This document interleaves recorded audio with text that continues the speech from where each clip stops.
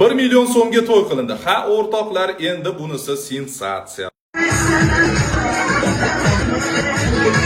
Haqiqiy o'g'il bolali ishi bo'ldi. Men bir zo'r o'rnak bo'ldi. Haqiqiy baxtga, saodatga, chiroyli turmush tarziga yetishish uchun, yori bilan baxtli bo'lish uchun to'yning hashamdorligi yoki dasturxonga sarflangan pullar bilan o'lchanmasligiga yana bir bor isbot bo'libdi. Xo'sh, bu 1 million so'mlik to'y qaysi viloyatda qachon sodir bo'lgan? Keling, mana shu kam xarajat ketadigan to'ylarni bir challenge qilaylik. Do'stlaringizga yuboring. Yaqinda uylanmoqchi bo'lib turganlarga mana kam xarajat bilan ham fayzli, chiroyli to'y qilsa bo'ladi. Eng muhimi baxt.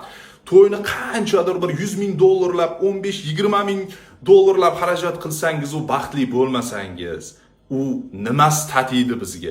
Kelinglar, mana shu videoni rekka chiqaramiz va yaqinda uylanmoqchi bo'lgan do'stingizga albatta ushbu videoni yuborib qo'yishni unutmang. Agar kimki ko'rib ta'sirlansa, chiqimdan, ko'p sarf xarajatdan agar o'zini tiya olsa, men har kuni mana shu video haqida gapirib chiqishga tayyorman. Salomat bo'linglar.